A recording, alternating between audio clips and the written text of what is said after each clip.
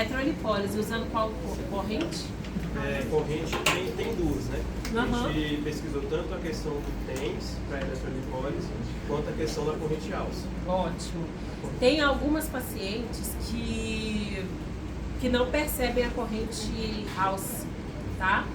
E a gente precisa que essa célula, que a paciente tenha sensibilidade, ou seja, é um estímulo sensitivo, tá? A paciente tem que sentir a corrente. No vídeo eles falam que a gente tem que ficar de olho porque tem que mexer na intensidade, então ele não vai ficar sempre a mesma intensidade durante todo o tratamento. Então a gente vai ter que ir aumentando de acordo com a sensibilidade do paciente. De acordo com a pesquisa também falou que tem que ficar acima do limiar sensitivo e abaixo do limiar de dor, para ficar nessa questão de ter de fato uma estimulação eficaz para poder ativar o mecanismo fisiológico que vai tirar a gordura de dentro da célula e colocar para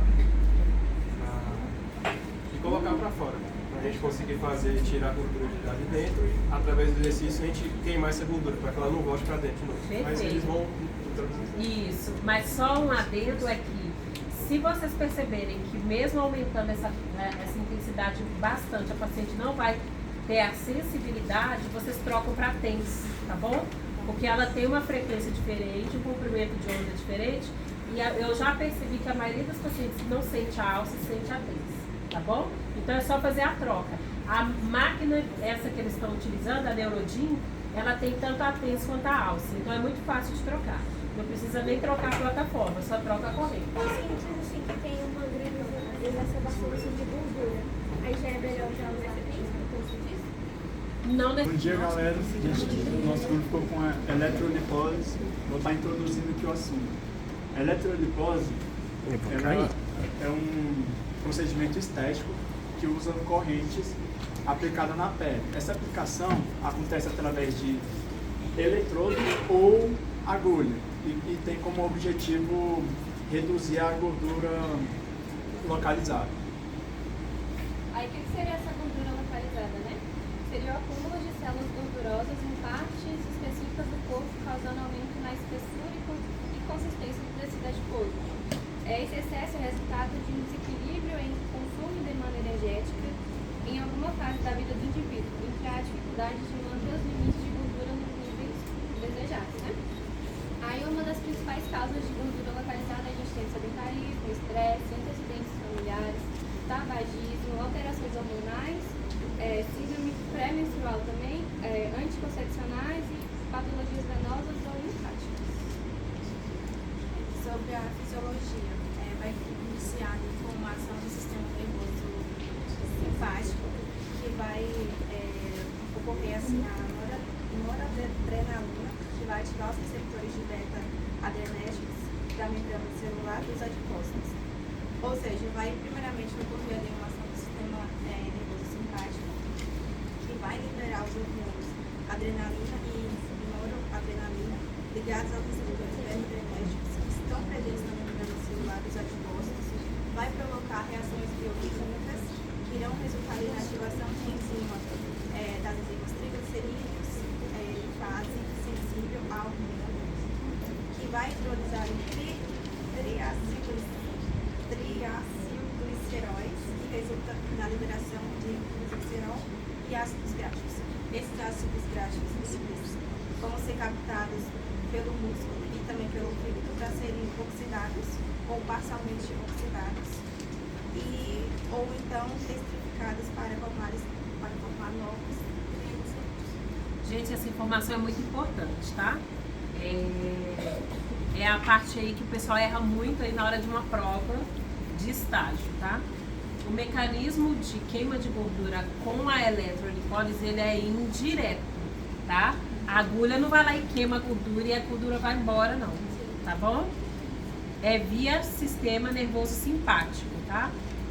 Eu vou repetir porque eu vou falar de uma forma mais curta para vocês entenderem, tá? O citoplasma da célula, ele é estimulado pela corrente elétrica, tá? E no citoplasma da célula a gente tem receptor de adrenalina, ok? Como é que a gente faz para o corpo da gente, como que o corpo da gente libera gordura pro meio, né? Como que você perde gordura no exercício? Você aumenta a necessidade de energia em ATP, não é? O seu corpo manda informação para o sistema nervoso simpático, o sistema nervoso simpático libera adrenalina para a superfície da sua célula, a adrenalina se liga no receptor e abre esse citoplasma. Ocorre essa reação química que ela falou. O triglicerídeo ele é dividido em glicerol e ácido graxo. Cai na corrente sanguínea, o músculo vai lá e capta, tá bom? O triglicerídeo, o músculo não é capaz de pegar como energia, mas quando ele é quebrado, o músculo capta, tá bom? Então ele vai passeando aí pela corrente sanguínea até o músculo retira como forma de energia, entendeu? Da mesma forma, a gente vai estar enganando o nosso corpo. A gente estimula a superfície da célula, a célula recebe uma informação, o sistema nervoso simpático recebe uma informação de uma necessidade de liberação de gordura, tá? A adrenalina é liberada para a superfície da célula e essa célula libera essa gordura em forma de glicerol e ácido graxo. Cai na corrente sanguínea, igualzinho no exercício, e o músculo capta. Deu para entender? É um método que a gente usa associado ao exercício, né? A gente não vai só usar o aparelho. Justamente, por isso que tem o Usar o exercício. aparelho e logo após realizar o exercício com o paciente. A gente está fazendo o contrário. No exercício, eu faço exercício, o meu corpo libera a gordura e o músculo capta. Nesse caso, eu libero a gordura primeiro, né, via sistema nervoso simpático, e eu preciso pôr meu músculo para trabalhar para ele captar. Deu para entender a diferença? Sim. Fica muito mais fácil se vocês pensarem dessa forma, tá? Que essas informações são ótimas, mas elas são tão complexas que às vezes vocês leem e não entendem, tá bom? Tá. Mas eu fazendo a associação com o exercício, vocês vão entender como que funciona. Pode continuar. Continuando a parte da fisiologia, tem um efeito chamado efeito Jato, que é quando tem ali a conversão da energia do campo elétrico para a energia térmica. Isso. Por mais que seja superficial, mas acaba fazendo um calor local ali. Então estimula circulação, metabolismo.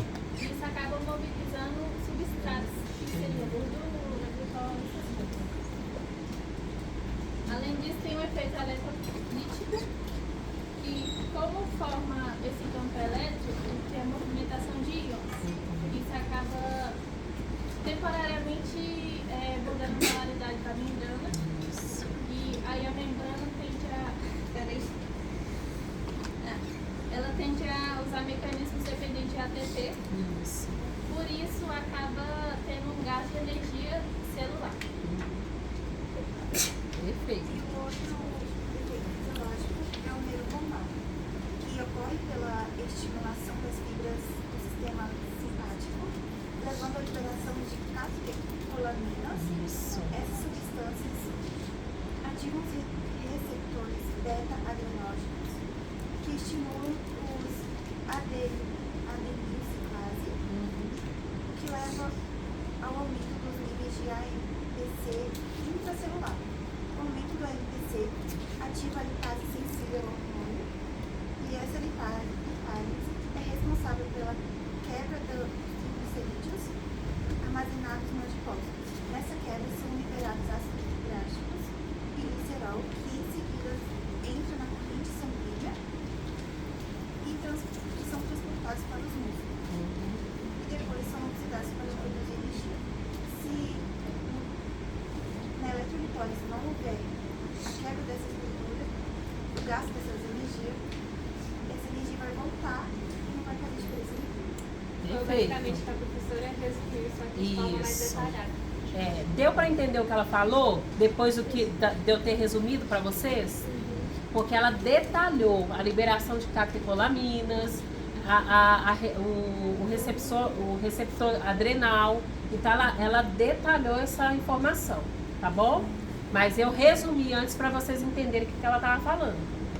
Entendeu? A ação lá na célula, a resposta muscular, é o que ela falou. Se não tiver exercício, vai voltar tudo para o lugar. Tá bom? Agora a gente vai falar as contraindicações e as indicações. As contraindicações, como todo tratamento, a gente tem as contraindicações, que são as infecções, inflamações, diabetes descompensadas, miomas, marca-passo, de agulha, alteração de sensibilidade, gestantes, paciente com epilepsia, distúrbios de coagulação e doenças cardíacas descompensadas. E nós temos as principais indicações, que é paciente com gordura localizada, celulite para redução de medidas, melhora da circulação, pode ser também associada, né, depois desses tratamentos, pode ser associada com a drenagem linfática, radiofrequência estética, criolipólise e ultracativação. Vou passar agora a diferença que a gente encontrou nas nossas pesquisas entre a corrente Alce e o TENS. O TENS, a gente pesquisando, a gente encontrou que o TENS na modulação BUST, ele tem uma melhor ação na questão de gordura localizada quando você coloca com a inserção da agulha, né, pelas pesquisas que a gente fez. Já a corrente Alce, tanto na modalidade de 1 kHz e 4 kHz, é melhor para a questão de gordura intramuscular, né, que a gente pensa também nessa questão. Uma parte importante que a gente também tem que levar em consideração, se a gente não for fazer a questão invasiva, que é por conta da agulha, a gente colocar a questão do eletrodo, a gente tem que também levar em consideração a impedância da pele, porque vai afetar também a quantidade, a modulação que a gente vai ter que colocar para poder atingir o resultado esperado, e também ver a questão de espessura, da camada de gordura e como é que está essa situação. A questão da modulação na modalidade do TENS, a gente vai colocar de 2 a 4 Hz, que é uma questão até quando você regula lá no Bush, ele já vem meio que pré-definido isso, e a largura de pulso vai estar entre 150 e 250, dependendo de como você for colocar. Se for interno, você coloca um pouco mais brando, né, até porque você está colocando dentro da pele. Se for uma parte externa com eletrodo, você coloca um pulso maior. A intensidade no sentido motor, ou seja, a gente tem que sentir pelo menos um pouquinho a contração, e como eu tinha falado, não é abaixo do nível sensitivo, porque o paciente tem que sentir, e não acima do nível doloroso, a gente tem que ficar nesses 2 lineares. Mas a gente não alcança músculo, tá? Então não seria motor, seria sensitivo mesmo. Sensitivo. Tá? É porque o paciente, essa intensidade interna, o paciente sente uma vibração mesmo.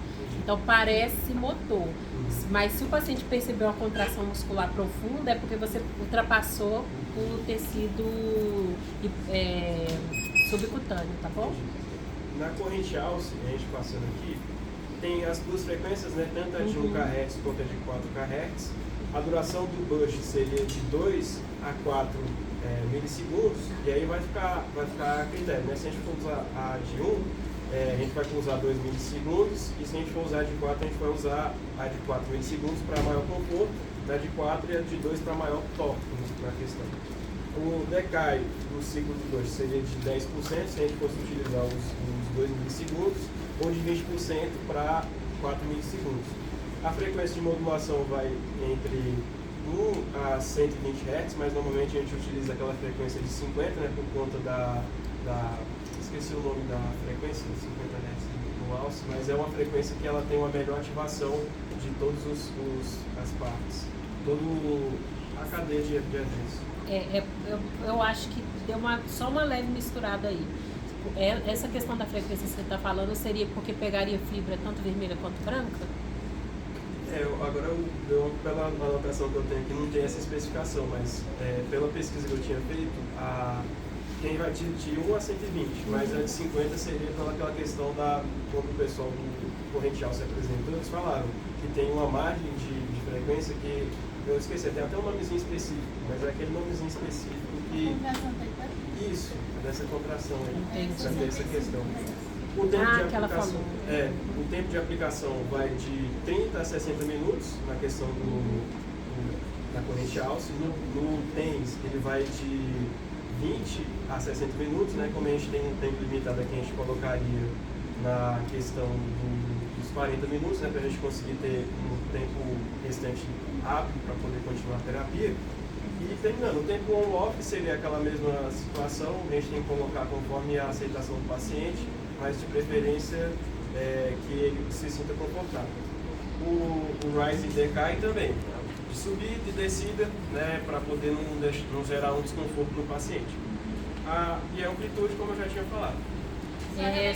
Só um minutinho. Eu acho que teve alguma confusão aí nessas informações, tá? Eu vou explicar. Quando a gente vai trabalhar com eletrolipólise, a gente precisa utilizar o modo contínuo, tá? Então não vai ter um off, rise e decay não, tá bom?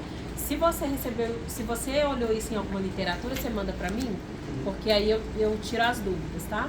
Mas o que eu tenho de conhecimento nos artigos e nos estudos que eu olhei, eu preciso de estímulo contínuo para o sistema nervoso simpático. Então eu não posso mandar a informação e retirar, entendeu? É por isso que eu falei com você, o paciente sente a vibração, mas isso tem que ser contínuo. Então o modo é contínuo, tá bom? Então aí a gente exclui essa questão de modulação de on, off, rise e decay. Os parâmetros estão dentro, tá? Essa questão que a colega que saiu aqui falou da tetania, você tem essa percepção de tetania no tecido gorduroso, tá? Porém não está envolvendo músculo, tá? Se eu tiver contração muscular, eu não estou tendo estímulo gorduroso, entendeu? Isso na gordura localizada. Em se tratando de gordura intramuscular, eu concordo com você, aí entraria isso. Entendeu? Porque não tem como eu estimular a gordura intramuscular sem estimular o músculo. É a questão que eu tinha até falado, né? Porque pelas pesquisas que a gente fez, eu vou até depois mandar para você, Sim. a gente viu que a questão da corrente alta, ela trabalha melhor nessa questão da intramuscular, enquanto o tênis, na modalidade burst, ele trabalha melhor nessa questão de gordura localizada. Pois é. Então, assim, é algo que a gente vai ter que dar uma investigada aí para ver o que está batendo, tá? Então, no caso aqui, a gente trabalha assim, com ele no modo contínuo. Então, vocês não vão utilizar essa alteração, porque a gente está tratando só de gordura localizada, não envolveria a questão do músculo, tá? E no tênis é mais fácil, é só você colocar comprimento de onda e frequência, né? E o modo utilizado seria qual, se fosse o tênis? O modo burst. Ok. O modo burst também ele acaba tendo estímulo e repouso. A gente já trabalha com o convencional aqui, tá bom? Porque aí ele manda um estímulo contínuo, como se fosse aquela eletroestimulação para dor, que você deixa o tempo todo ali, aquela básica, a gente utiliza assim.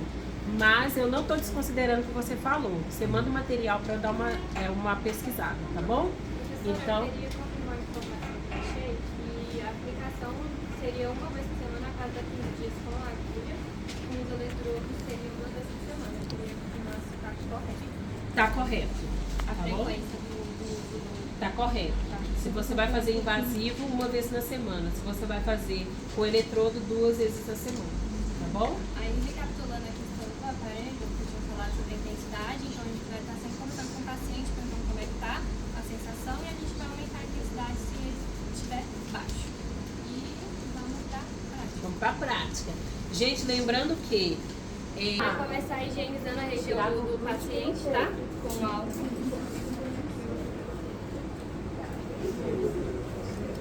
Pois é.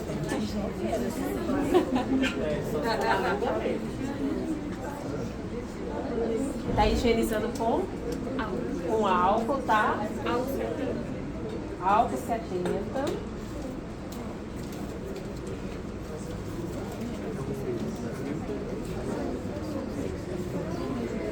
Sempre colocar, quando for colocar a agulha, tem que colocar a 45 graus, não 90 graus para... Isso. Aí tem um macete, tá, gente? Tem pessoas que têm muita gordura. Eu vou colocar aqui no canto. Tem pessoas que têm muita gordura localizada, tá? Então eu faço uma pinça nesse paciente. Às vezes o paciente tem o abdômen globoso, quando você faz a pinça, você pega, seu dedo fica separado.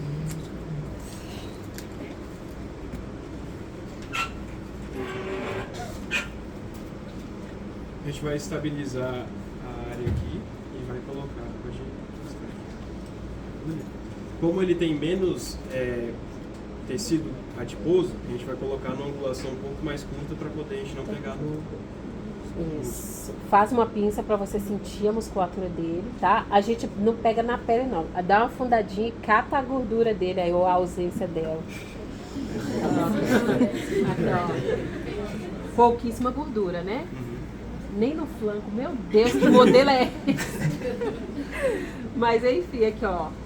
Você palpa a gordura para você perceber, tá bom? Se você pega superficial, você tá pegando pele. Tá vendo aqui, ó? Peguei pele. Afunda um pouquinho, você pega a gordura. Bem pouquinho a gordura vídeo, mesmo. ela mostra que não precisa palpar, vai palpar só quando for. Isso. Então, Mas só pra gente ter uma noção. para você ter uma noção, entendeu? Você não precisa palpar o paciente, mesmo porque esse paciente já vai ter sido avaliado, né? Então você faz uma pinça aqui, ó. Eu senti que eu peguei gordura aqui embaixo, ó, quando eu aprofundo mais, tá bom?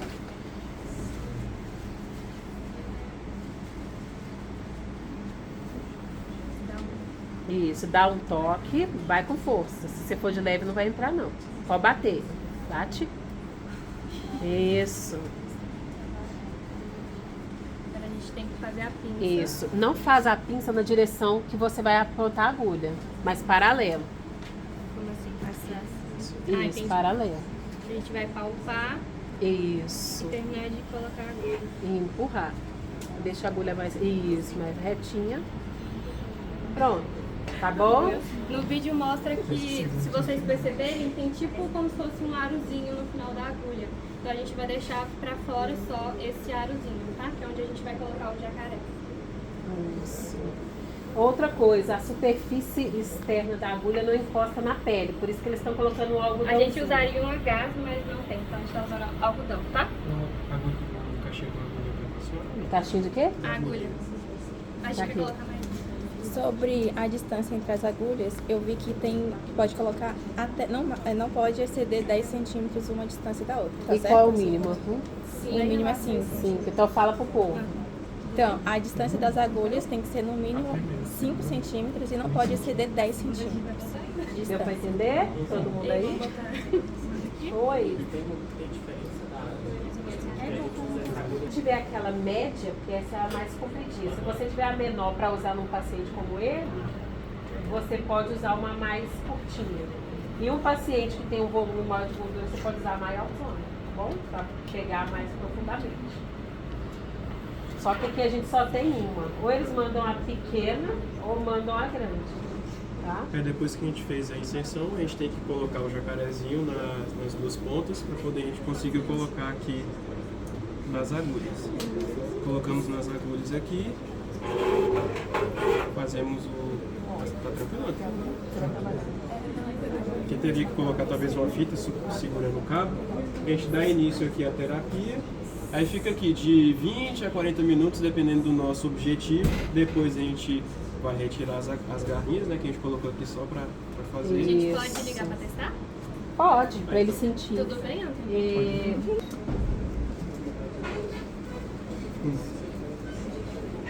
A gente vai começar a aumentar a intensidade do canal, tá bom? A gente vai Tem que começar com o sentir, paciente.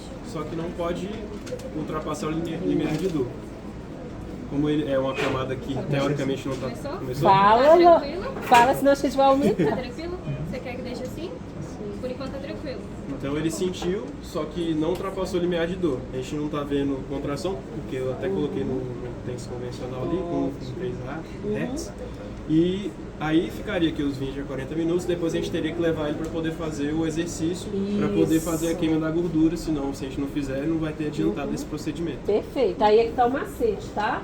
Terminou a eletrolipólise, ele vai pro exercício. Então, Qual é a sensação? é de 20 a 30 minutos, gente, porque vocês precisam de tempo para fazer um exercício O depois. Antônio falou que a sensação é como se tivesse um formigamento.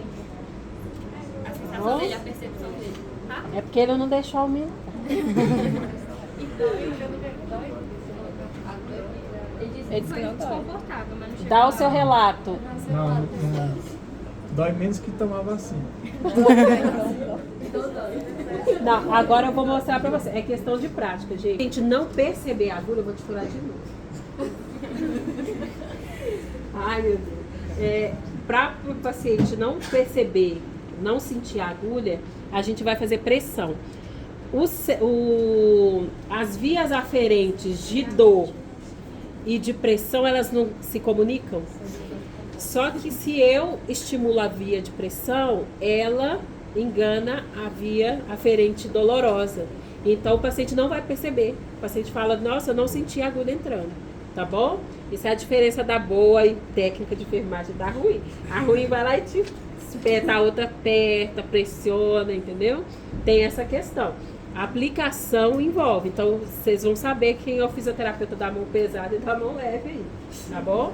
Então eu vou colocar, ó, primeiro eu posiciono, eu posso bater aqui, eu dou uma fundadinha pra agulha ficar firme e dou uma batida. Sentiu? Não sentiu nada? Eu bati rapidamente. Se você ficar com dó, você vai ficar espetando um amiguinho. Depois eu faço uma pinça profunda. Tá sentindo a pressão do meu dedo? Eu venho aqui, inclino a agulha. Agora ela saiu. Peraí. Capturar o amiguinho. Uma dúvida nessa questão da gente aplicar a agulha. Sentiu?